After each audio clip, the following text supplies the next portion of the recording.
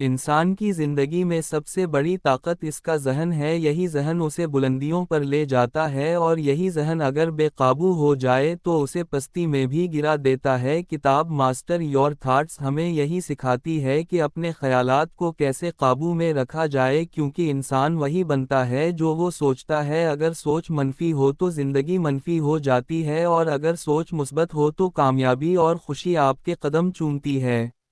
کتاب کے شروع میں مصنف بتاتے ہیں کہ خیالات انسان کے جذبات اور رویے پر براہ راست اثر انداز ہوتے ہیں۔ اگر آپ کے خیالات پریشان کن ہیں تو آپ کا مزاج بھی خراب ہوگا، آپ کے فیصلے غلط ہوں گے اور آپ کی زندگی میں بے سکونی آ جائے گی۔ اس کے برعکس اگر آپ کے خیالات متوازن، مثبت اور پر امید ہوں تو آپ کا دل بھی مطمئن ہوگا اور آپ کی زندگی میں سکون اور کامیابی دونوں آئیں گے۔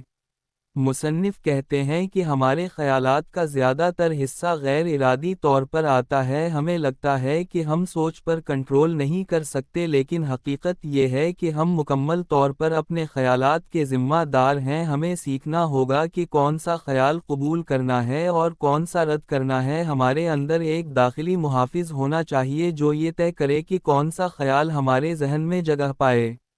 کتاب میں مصنف یہ بھی واضح کرتے ہیں کہ خیالات کو قابو میں لانے کے لیے سب سے پہلے ہمیں اپنے خیالات کو سمجھنا ہوگا۔ ہمیں ہر روز کچھ وقت نکال کر یہ دیکھنا ہوگا کہ ہم کیا سوچتے ہیں، کیوں سوچتے ہیں، اور اس سوچ کا ہمارے موڈ، رویے اور فیصلوں پر کیا اثر ہوتا ہے۔ جب ہم خود کو دیکھنے لگتے ہیں تو آہستہ آہستہ ہمیں پتہ چلنے لگتا ہے کہ کون سی سوچیں ہمیں فائدہ دے رہی ہیں اور کون سی ہمیں نقصان پہنچا رہی ہیں۔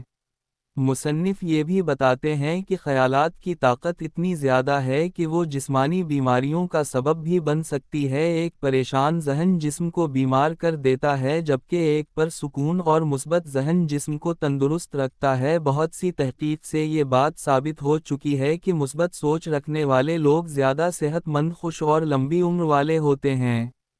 کتاب کے مطابق اپنے خیالات پر قابو پانے کے لیے ضروری ہے کہ ہم کچھ مخصوص عادتیں اپنائیں، جیسے ہر روز صبح کچھ وقت تنہائی میں گزاریں اور اپنے دن کی شروعات شکر گزاری سے کریں۔ شکر گزاری ہمارے دماغ میں مثبت کیمیکل پیدا کرتی ہے جو ہمارے دن کو بہتر بناتی ہے۔ دوسرا اہم عمل مراقب ہے۔ مراقب ہمیں موجودہ لمحے میں جینا سکھاتا ہے اور ہمارے خیالات کی رفتار کو کم کرتا ہے۔ جب خیالات کی رفتار کم ہوتی ہے تو ہم بہتر فیصلے کرنے لگتے ہیں۔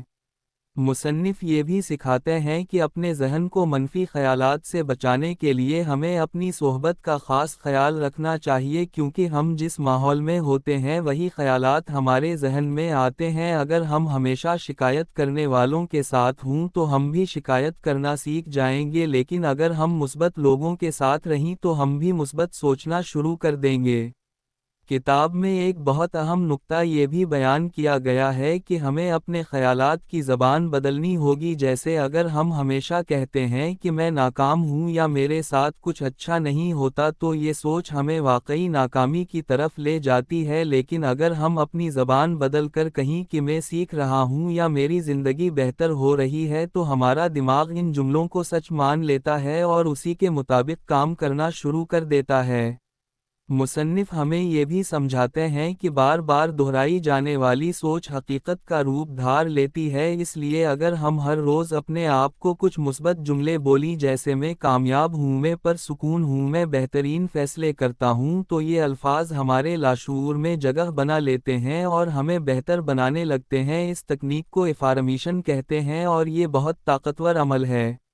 مصنف ایک اور بات پر زور دیتے ہیں کہ ہمیں ماضی کی منفی یادوں سے نکلنا ہوگا، کیونکہ ماضی کا دکھ ہمارے موجودہ خیالات کو زہریلا بنا دیتا ہے۔ ہمیں ماضی سے سیکھنا ہے لیکن اس میں جینا نہیں ہے۔ ہمیں ہر دن کو ایک نئے موقع کے طور پر دیکھنا ہوگا اور اپنے ذہن کو ہر دن کے لیے نئی امید کے ساتھ تیار کرنا ہوگا۔ کتاب کے ایک باب میں مصنف ہمیں سکھاتے ہیں کہ جب کوئی منفی خیال آئے تو اسے فوری طور پر روکا جائے۔ اس کے لیے وہ 3 سوالات دینے ہیں: کیا یہ خیال سچ ہے؟ کیا یہ خیال میرے کسی فائدے میں ہے؟ اور کیا میں اس خیال کو بدل سکتا ہوں؟ اگر جواب نفی میں ہو تو وہ خیال چھوڑ دینا چاہیے۔ اس طرح ہم اپنے ذہن کو بے مقصد منفی خیالات سے بچا سکتے ہیں۔ مصنف یہ بھی کہتے ہیں کہ ہمارا ذہن ایک باغ کی طرح ہے، اگر ہم اسے اچھے خیالات کے بیج دیں گے تو وہاں خوشی، سکون اور کامیابی کے پھول کھلیں گے، لیکن اگر ہم اسے نفرت، حسد یا خوف جیسے بیج دیں گے تو وہاں پریشانی، غصہ اور ناکامی کے کانٹے اگیں گے۔ ہمیں خود فیصلہ کرنا ہے کہ ہم اپنے ذہن میں کیا بو رہے ہیں۔ کتاب کے اختتام میں مصنف ہمیں ایک خوبصورت پیغام دیتے ہیں کہ زندگی کی اصل طاقت ہمارے اندر چھپی ہوئی ہے۔ ہمیں باہر کے حالات کو الزام دینے کے بجائے اپنے اندر جھانکنا چاہیے اور اپنی سوچوں کو بدل کر اپنی دنیا کو بدلنا چاہیے۔ ہمیں سیکھنا ہوگا کہ ہم کیا سوچتے ہیں، کیوں سوچتے ہیں اور کیسے بہتر سوچ سکتے ہیں، کیونکہ بہتر سوچ ہی بہتر زندگی کی بنیاد ہے۔ مصنف کا پیغام سادہ مگر طاقتور ہے، اپنے خیالات کو ماسٹر کرو ورنہ یہی خیالات تمہیں ماسٹر کر لیں گے۔ جب ہم اپنے ذہن کے بادشاہ بن جاتے ہیں تو کوئی بھی طوفان ہمیں ہلا نہیں سکتا۔ یہی اصل کامیابی ہے، یہی اصل سکون ہے اور یہی کتاب کا مقصد ہے۔